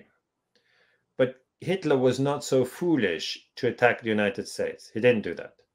So Roosevelt said, gee, I will never get the American public to participate in the Second World War. So how do I do it? And obviously the US Navy has two fleets. One is the Atlantic Fleet and one is the Pacific Fleet. Not difficult to distinguish. One is in the Atlantic, the other one is in the Pacific. And so the headquarters of the Pacific Fleet was obviously in California. And then Roosevelt had the Office of Naval Intelligence, ONI, which is a secret service of the Navy, to develop a plan how you can get Japan to fire the first shot. And the ONI said, you know what you have to do? You have to take the headquarters of the Pacific Fleet and move it from California to Hawaii, because that's already halfway to Japan. So it's like you take a bone and put it in front of the dog's house. That's the idea. And then the commander of the Pacific Fleet said, oh no, that's a really stupid idea. I mean, for all the oil that I need for my ships, it's much better to have the headquarters in California. And also my soldiers can go home. And if they're all in Hawaii, I need to get the oil there for the ships and the planes. And it's just a stupid idea to put the headquarters out there. And then Roosevelt just sacked him. He said, thank you, Admiral. It was very nice to have your point of view. You can now go home. You're no longer commander. So he really removed the admirals that were not supporting it. Okay, so he sacked that guy, and he put in another guy, Husband Kimmel. It was the new guy in charge, and then the soldiers they get a nice uniform, and they're promoted, and they're all flattered then. So the president can promote them whenever they want. And so he said, now Pearl Harbor is the headquarters of the Pacific Fleet. And then the second thing that the ONI, the Office of Naval Intelligence, said, which had to be done to provoke the Japanese, was to cut off the oil supply. Now, it is important to understand that you cannot fight a war with ships and tanks and airplanes if you don't have oil. You just can't. I mean, take a tank and remove the oil, and it's not going to move an inch. So the Japanese had no oil at all. So all the oil they needed for their wars of aggression, and the Japanese, that invaded all of Asia, most of Asia at the time, they got the oil from the US. So in 1941, Roosevelt just cut off all oil supplies to Japan. And nobody noticed. I mean, nobody, the Japanese, they noticed, but nobody in the United States, they didn't notice. But for Japan, it was a total humiliation. Just think of an oil tanker, a Japanese oil tanker. He comes empty from Japan, makes the whole way across the Pacific, comes to California. He's empty. He's waiting there because he wants to be filled with oil. And then watch and wait that one day this tanker goes back empty. Now, it doesn't make any sense for an empty ship to go around the Pacific, okay? Everybody can understand that. It doesn't make any sense. That tanker went back empty, and that was the sign, we don't give you any oil anymore. So this in Japan led to a total craziness. The military, the high military people understand that you need oil to fight war. And they said, okay, that means the US will now cut us off our most crucial supply. In Japan, we don't have any oil. What are we going to do? And then they looked south to Indonesia, and there is oil in Indonesia. But Indonesia at the time was a Dutch colony. So to invade Indonesia was tricky. So they said, we still have a little bit of oil.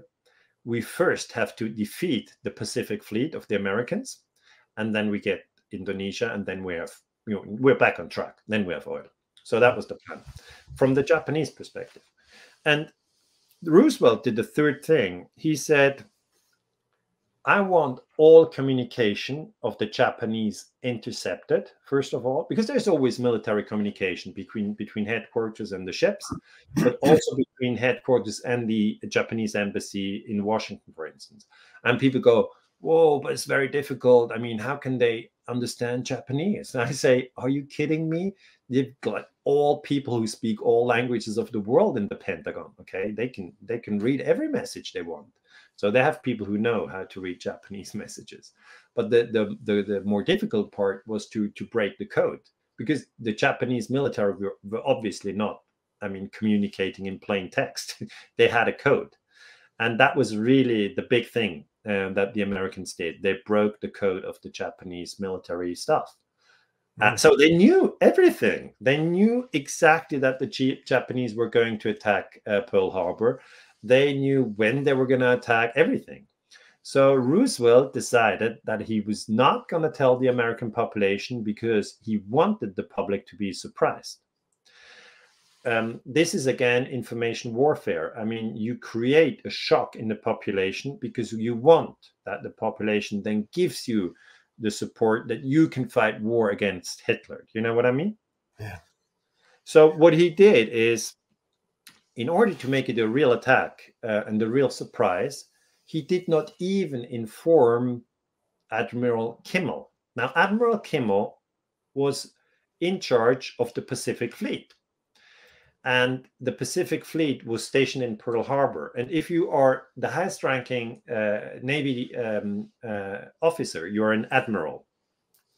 And obviously, if you know the Japanese are coming to attack you, you don't have your ships waiting in the harbor. It's the most stupid thing to do. You have them out in the sea, okay? Because if you're sitting on the pier, your ship's towed there, you're a lame duck, okay? Everybody can understand that, right? Easy to attack. So Admiral Kimmel was not informed, and that is the very, very important point. The data was intercepted. It went to Washington. It went to the Navy Secretary, but the Navy Secretary only shared it with Roosevelt and didn't share it with Kimmel in Hawaii. So Kimmel was out of the loop. These are details. I know some people are bored. I go, "Whoa, this is boring. Why do you go in these details?" But that's how history works. Yeah. It's a conspiracy from high-ranking people in the Pentagon and in the White House who leave out the guys of the same nation, US, and from the US military, because they wanted to have a real surprise. Yeah. The devil is in the details. Am I being too long on this one? No. This is fantastic. So Kimmel was caught with his pants down. That's it. On purpose. On purpose. So and Robert Bennett. He was a scapegoat. He was even given the blame after that. Oh my God. He had a very, very sad military career. Oh my gosh. He didn't know. He could not. He could do nothing. They framed him, and the other guy. And framed The him. other guy, sorry, was Bedell Smith. He was a general because, you know, in Hawaii, you did not only have ships, you also had planes. And the planes were designed to obviously protect the ships. And if you have some planes there, it's actually a good idea. But this other general who was in charge of the planes, he was also not informed. he was just not given the information. And so he had his planes down on the runway when the Japanese attacked. And after the attack, he was going like, why did I not, like 2 hours in advance would have been enough. Why did I not get the information? Why did they just let me be surprised? And the answer is because it's information warfare. And people today still have a hard time to understand that information warfare is being used all the time. But I urge people to start from this premise and say, okay, I understand information warfare is a reality. I mean, once you understand that it exists, it's you're not surprised. You know what I mean? I mean, if you think information warfare is something that you know, it's impossible, I cannot imagine. I mean, there's one thing. In Pearl Harbor, the United States had 2 aircraft carriers. Okay, these are the most important ships. And these 2 ships were sent on a taxi mission. A taxi mission is, gee, you take these planes and bring them to Midway. It's like, why? Why you just do it? Okay, take these planes and bring them to another island. So these aircraft carriers were then not there. Let me check this. It was the USS Enterprise. It left Pearl Harbor on the 28th of November 41, escorted by 11 of the newest ships. And the USS Lexington left Pearl Harbor on the 5th of December 41. I have to read this. I didn't remember the dates. But it is clear that these aircraft carriers left just seconds before the attack. I mean, people say this is a coincidence. I say no, it's not a coincidence, because quickly thereafter the attack came. It came on 7th December, and again the Lexington left on 5th December. That makes it 2 days. Okay, yeah. And thereafter you only had old ships sitting there on the dock, like the USS Arizona. I mean, that was a very old ship. That was easy to lose. Sacrifice them. That's it. And there was one guy. He was Joseph Rochefort. He worked for the Office of Naval Intelligence, and he said, "Okay, 2,400 U.S. soldiers were killed there," and he says, I quote, "That was a cheap price we had to pay for the U.S. nation to become united." Oh my gosh. And that's in Robert Stinnett's book, Pearl Harbor, on page 197. So That's Robert Stinnett is a guy, I'm not sure whether he's still alive, but he's an excellent guy in the US. If he's still alive, you should get him on the show, Robert Stinnett. I'd be honored. I don't know if he's wanting to associate with those of us who expose 9/11 or not. Yeah, maybe not. But Walter Short, next to Kimmel, was the other guy who was scapegoated in Pearl. He was the guy who actually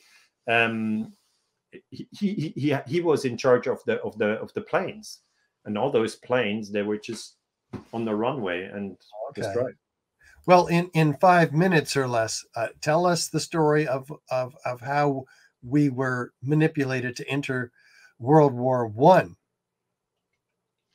It was really after the attack. Historian, that's a crime to ask such a question. But I want to leave at least 15 minutes left here for our viewers who have questions for you. They're stacking up too. But this is really important, the Lusitania. Yeah, I mean, the Lusitania traveled forth and back between the US and Great Britain at the time. And publicly, it was just a passenger ship, you know. And secretly, it was a transporter for ammunition, military ammunition. And in World War I, obviously, it has to be, it has to be seen in the wider context. Germany did not have colonies. We talked about colonies before. The French had colonies, the British had colonies, and the Germans said, "Wait, I want a bit of Africa myself," right? That was the basic framework before World War I. And again, oil played a big role in it all. Germany had no oil. They had coal. So all their ships were powered with coal. And Winston Churchill in the UK transformed the whole British marine from coal to oil. He said, if you have a warship and it's powered with oil, it's much faster if you have one with coal. Second, if you have a coal ship, you can see it from many miles because it makes such a huge coal, how do you say it? The smoke, right? Yeah. So that happened before World War I started. And then when World War I started, the British immediately brought the Germans into an embargo. So they just closed their ports and made sure that that Germany was sealed off. I mean, people in US maybe forget that Germany borders the sea in the north. It's the North Sea and the Ostsee. Switzerland, where I am right now, is not, we have no sea, no Pacific, no Atlantic, no North Sea, nothing. It's just mountains. But it's always very important to look at the map. And the British said, let's seal off Germany and let's see them starve. That was the idea of the British. And many Germans starved.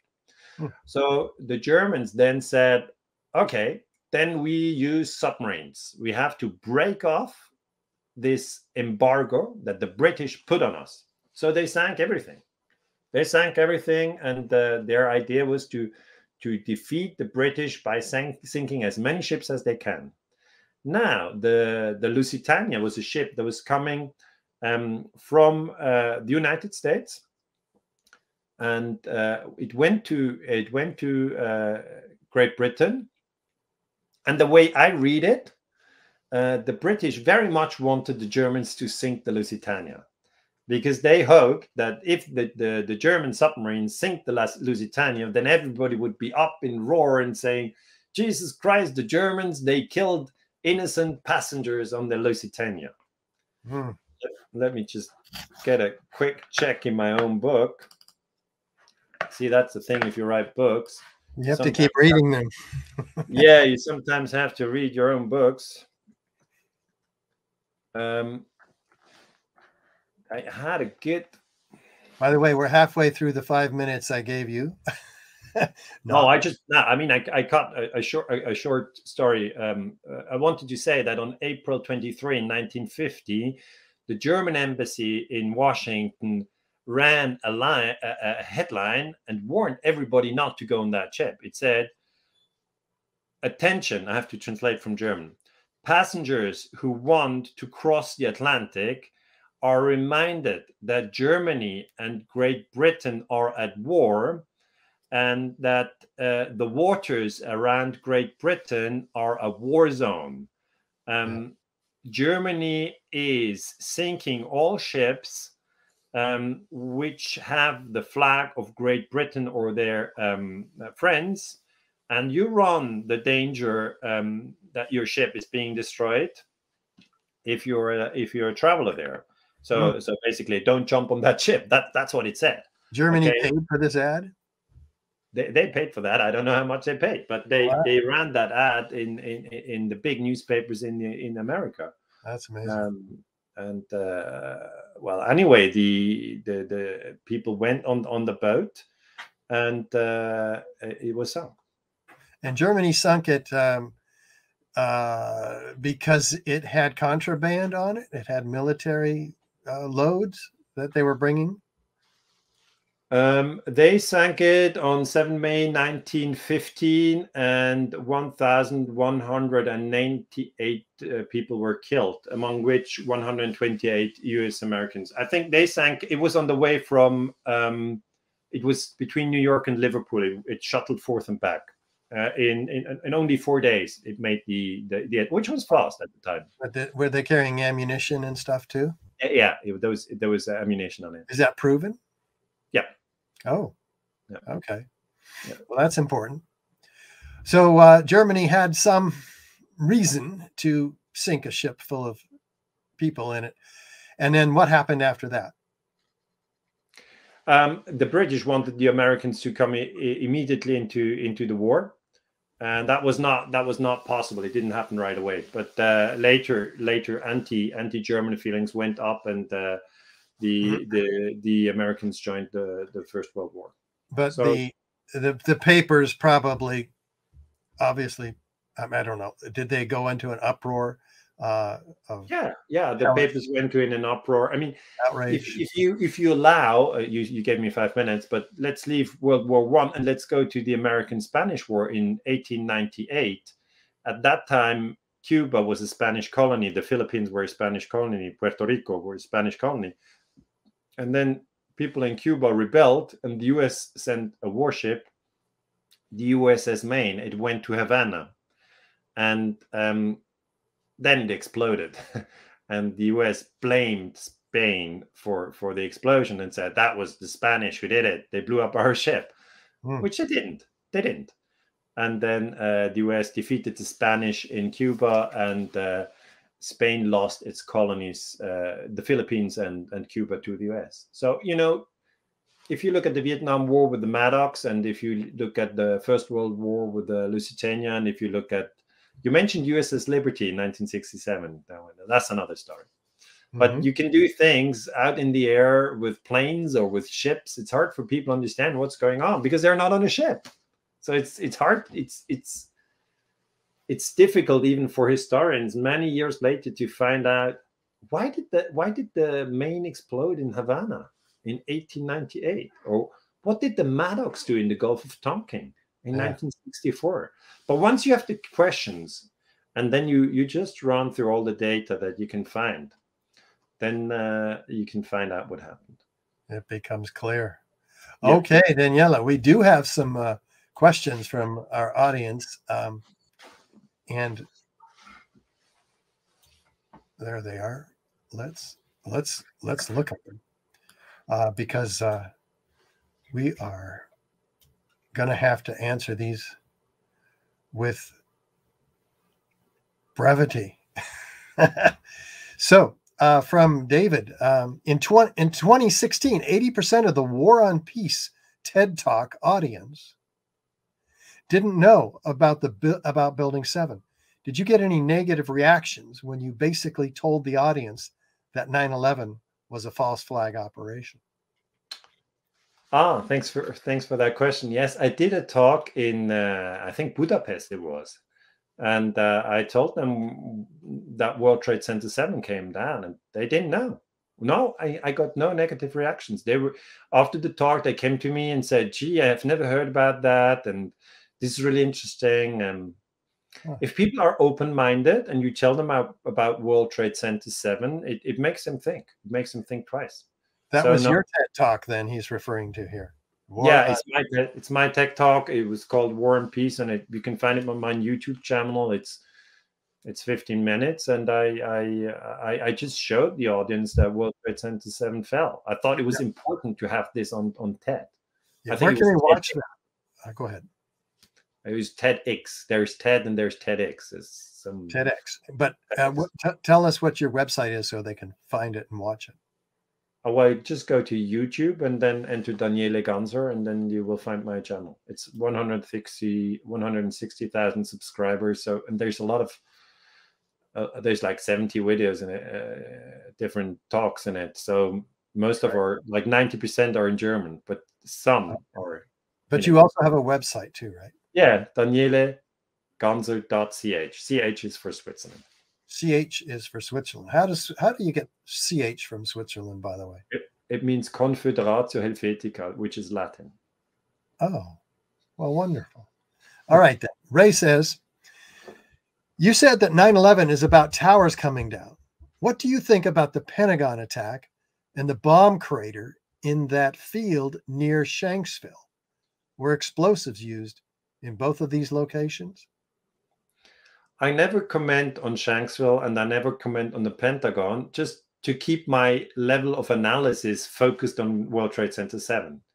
But I think both the Pentagon and Shanksville, if you look at it, it makes you think. I mean, that's the least what it should do if with a casual observer. I leave it at that. Sorry. I mean, obviously, there's many things one could say about the Pentagon and Shanksville, but I think every casual observer should say in Shanksville, looking at the pictures, really? Where's the plane? Did it just vanish into that hole? And when you look at the Pentagon, you say, okay. But the Pentagon, it's important that you look at pictures before the ceiling crashed there. And then you see that it's basically one hole, whereas a plane with the turbines, you should have two holes. The engines? Yeah, the engines are the heavy stuff. Right? The fuselage. Yeah, it's not the nose of a plane, which is very strong. Mm-hmm. I mean, that is undisputed. So I'm not convinced that we were told the truth about Pentagon and Shanksville. Not at all. But I think we should focus on World Trade Center 7 because that makes it clearer. Just a needlepoint attack with the most obvious evidence. That's what I've been starting with too, Daniele.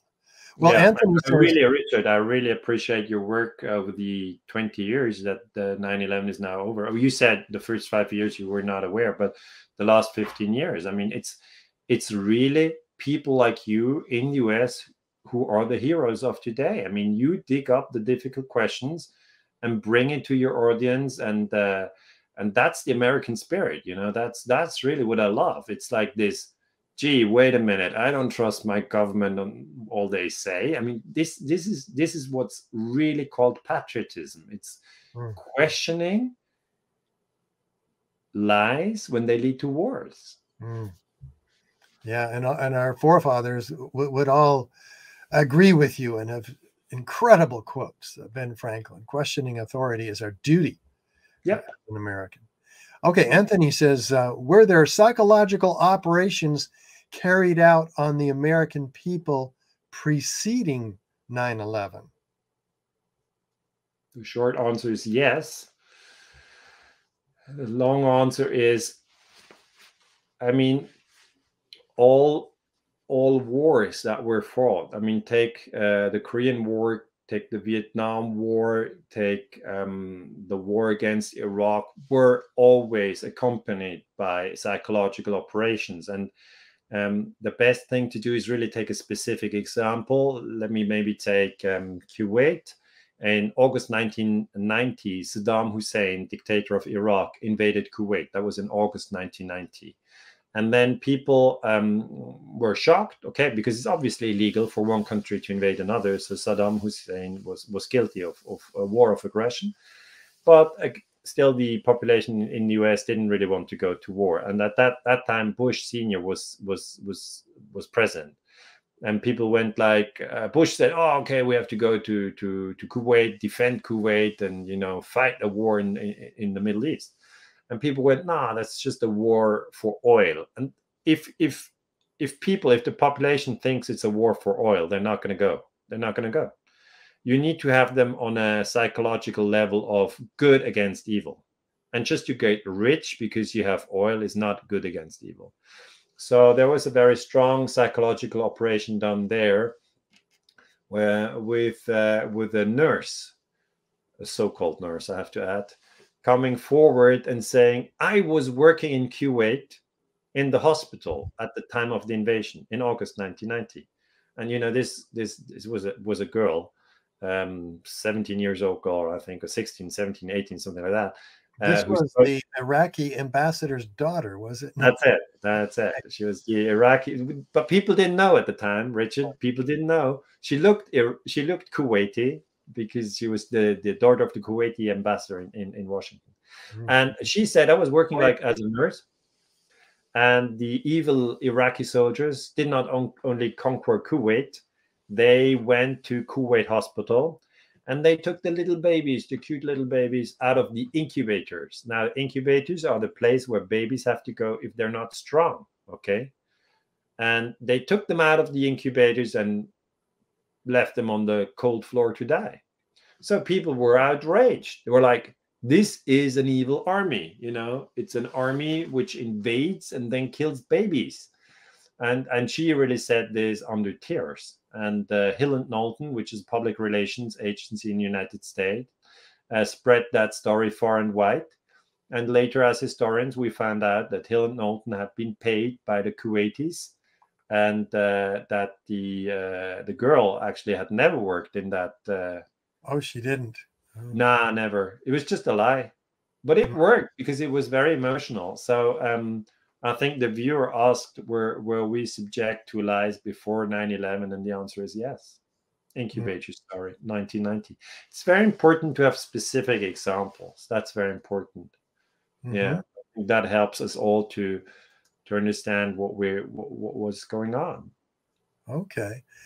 Ray says, disguised as Arabs, the King David Hotel was bombed on July 22nd, 1946 by the Zionist Irgun on the British headquarters for Mandatory Palestine. What do you know about Israeli false flags?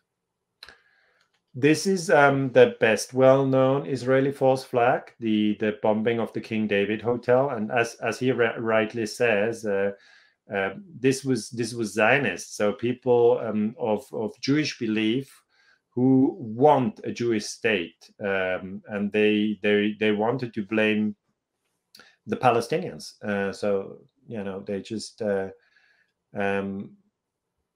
they dressed up as Palestinians, and you know, this is something. If you start to realize the data that it is there, that many people who hear this for the first time are just shocked. Another operation which the Israelis carried out was in Egypt, but right now I can't remember the details. I'm afraid I would have to look this up. There's an operation the Israelis carried out in Egypt, but sorry, it just flips my mind. Well, outside of Egypt, of course, we have the USS Liberty that was attacked by Israel in unmanned aircraft. And that's the big one. That's the big one. Well, it's bigger because what we learned, I didn't know anyway, from Matt Scow, who directed the film Sacrificing Liberty. He was on the show Tuesday. He says, coincidentally, there was a drill going on with the Navy loading up nuclear weapons for a drill to, and I don't know if the drill included bombing Egypt with them, but that was apparently the target of this false flag operation was Egypt, to whom the bombing and torpedoing of the USS Liberty was blamed or to be blamed. I mean, USS Liberty clearly is the biggest one. We have one in 1954. It basically runs under the heading Lavon affair, because the Israeli defense minister Pinhas Lavon is said to have given the order, and this operation was carried out by Israeli agents in Egypt in 1954. And they were stopped. They wanted to place a bomb, but they were stopped by Egyptian policemen, and the operation collapsed. This is Operation Lavon. Was terrorist attacks from Israel in Egypt, and the idea really was one target was a US-American embassy in Alexandria and in Cairo, plus an MGM cinema and other US offices. So if the logic behind this is, if Israel attacks US, I mean, what is an American cinema in Egypt? It's not an American embassy, right? It's just a soft target because there's not a lot of protection for a cinema. it can obviously destroy the good relationship between Egypt and US. And that was Operation Lavon in 1954. But I don't have enough details on that one, but it's certainly one issue to be looked into. I have a feeling there's plenty of others too there. David says, was there ever a time when the media was a free press? No. It's always a struggle, is it? I mean, there's always people who have more money, and people who have more money, they own the media. They own the media. And I think the best that you can get is people who have very little money, but a real big thirst for truth, like Richard here. I mean, look at Richard Gage here. How much money does he have? Very little. So sponsor him if you can. The problem is, once you have millionaires and billionaires owning all these Washington Posts and whatever you have, they obviously have an interest. They have an interest. And the interest is their investment. It's very simple. So I really dig journalists who have next to no money and have independent channels. That's the best you can get. Once it gets big, with big owners, even if you're courageous, you can maybe bring one story, and then the owner will step in and say, "Hey, you did this once. You do it again, you're fired." So this is really how it works, and not only in the US, all over the world. You cannot criticize the Chinese government in the state media. You cannot. If you do it, I mean, you're fired. Well, it's an illusion that we have a free press in Switzerland or a free press in the United States, and it's better to get rid of the illusion. Many are people there any free press anywhere? No, I don't think so. 193 countries in the world. And the government always tries to actually influence the population. How can they do it? Just on a very practical level. Can the president walk along the road, ring the doorbell of everybody and say, I want to bomb Vietnam. It's a really dreadful country. I just wanted to let you know I only have 5 seconds because I have to ring the next doorbell. He cannot do that. It would take ages. And the US is a big country. It has to travel the East Coast, the West Coast. It's just too much work. So how do you do it? With the media. So what is the media?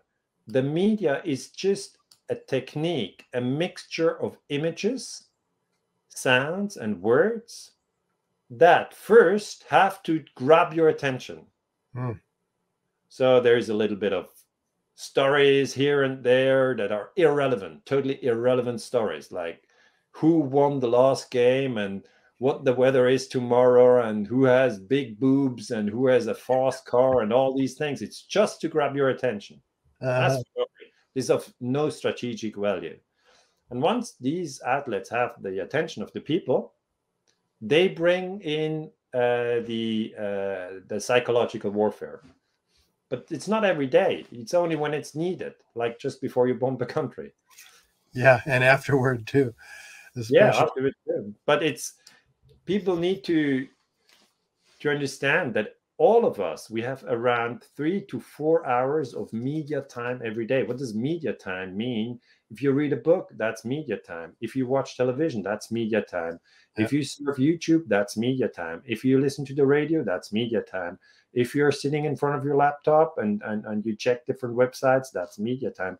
And then you read a text or you listen to somebody. Like, I mean, right now, Richard and me talking and people listening to it, that's media time. But at the moment you listen to somebody else, you think with their head, okay? Oh. And even if I tell you that your head is following my thoughts, even if you know that, it still works like that. I can tell you, don't think of a green elephant, okay? There's nothing you can do. Your head has to reproduce. Your head has to. Powerful. Yeah, your head has to reproduce what I say in order to understand what I mean. Yeah. So if you read something of the government or journalists or whatever, it's in your head. And that's the difference with food. I mean, food, you can just look at it and you say, should I eat it? Should I not eat it? Information, it's already inside you. Once you watch it, once you hear it, it's inside of you.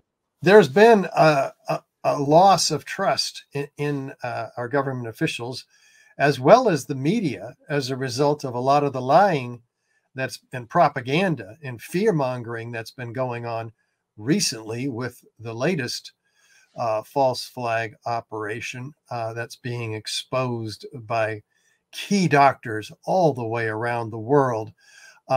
So Anthony asks, has the U.S. government lost all trust and the ability needed to pin another false flag operation on somebody else? So what is the question? Has the U.S. government lost its credibility to pin the next false flag operation on somebody?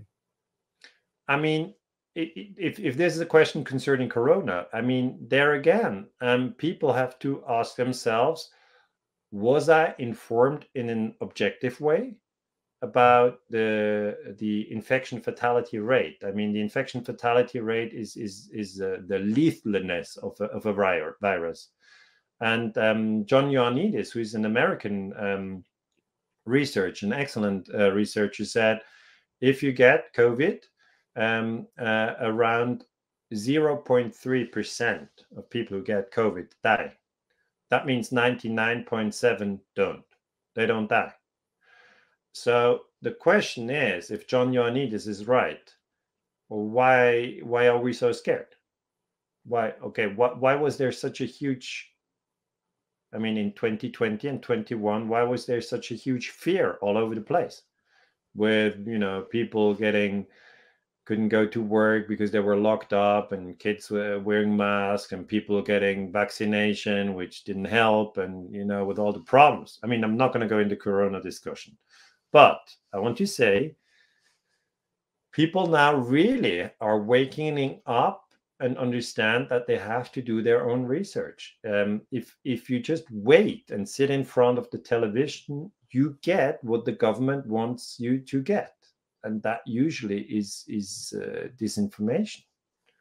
But if you dig deep and you go to different channels on the internet, you can also be confused. I'm not saying that if you do your own research, you're safe. It basically means on the internet, if you dig deep, you can go totally crazy. You think, oh, everybody's evil on the whole world, which is not the case. Okay. Mm-hmm. So it's very important to keep your own balance and stick to specific questions where okay, did World Trade Center 7 really collapse or did it not? And then follow this up. Stay with that question and stay with that question long enough until you found the evidence for yourself. And stick to small channels. Small channels are generally much more independent. Maybe they don't have the perfect light like this one. Like, it doesn't look as good as CNN and Fox News, right? But that's because there's no money in it. Independent channels, there's no money in it. Yeah, right. Speaking of money, I learned that 70%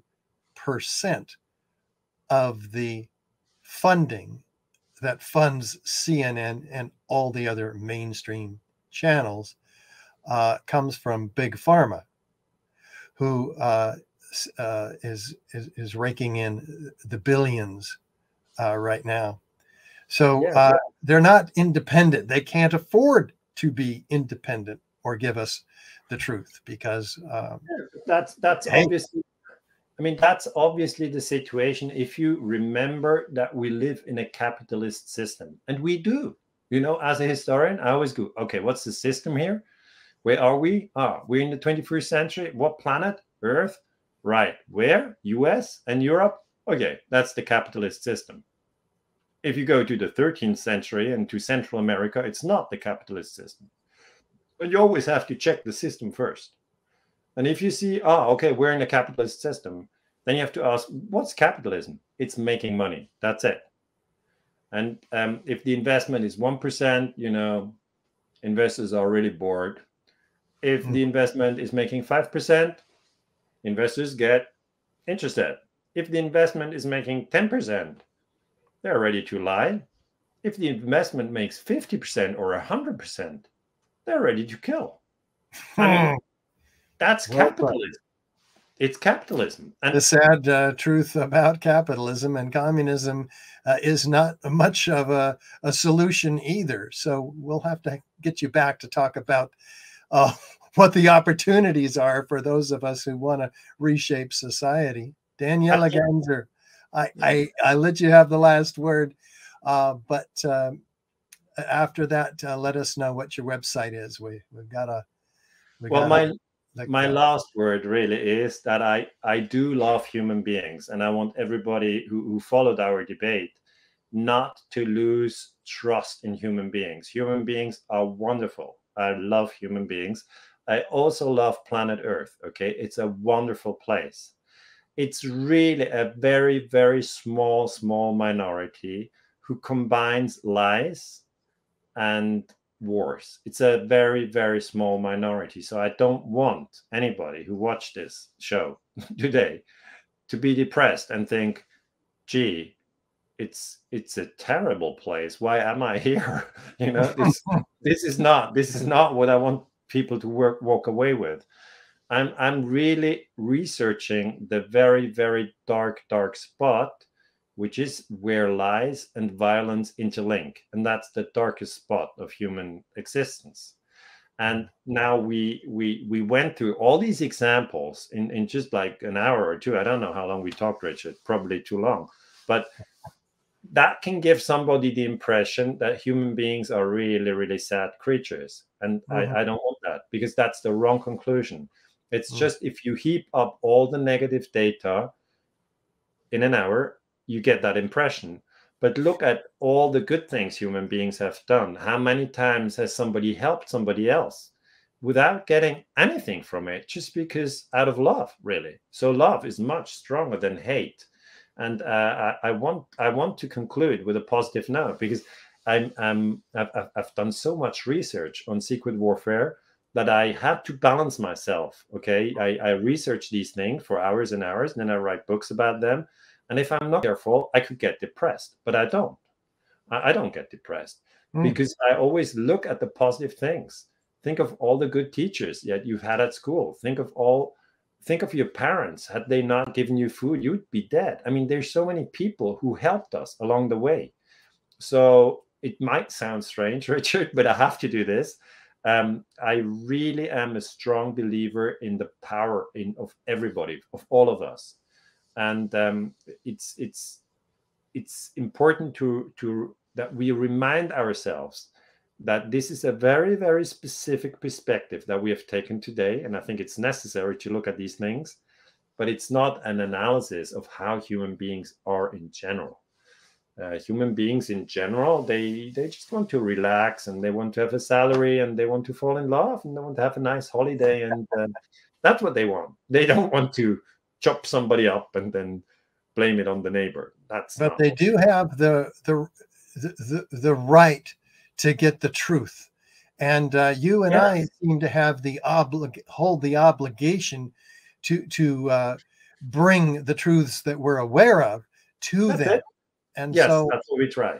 We're driven to help wake up our fellow countrymen, because we love them, and they deserve that, even though they're going to fight us, many of them, along the way. No, so it's a moment where we now can wake up. It's the moment to wake up is when you realize, Jesus Christ, didn't know these things. I blindly followed whatever the TV fed me. Yeah. And now is the moment. It's now. And it doesn't mean red pill time. Yeah. And it doesn't mean that you have to lose trust in human beings. It means that you should really look very closely. If somebody says to you, we have to go to war and we have to kill somebody, that's the moment we have to go like, no, I don't think so. Why should we do that? And then they give you a story like, Osama bin Laden lives in Afghanistan, and that's why we have to attack him. He destroyed the World Trade Center. You go like, did he? Did he really? What's the evidence? Yeah, he kind of denied it, actually. We can't give you the evidence. Yeah. So when it comes to war, I really urge people to to ask twice. Also, because we cannot send our kids, the soldiers, 20 years of age, to a foreign country to kill other kids 20 years of age. This doesn't make any sense, does it? No, there's other choices, and with information and knowledge, we have choices that we didn't have before. So thank you for bringing that information and knowledge to us today, Daniele Ganser. We'll have to have you back and go deeper next time. Thank you from the bottom of my heart. I appreciate it so much. We will catch up with you next time.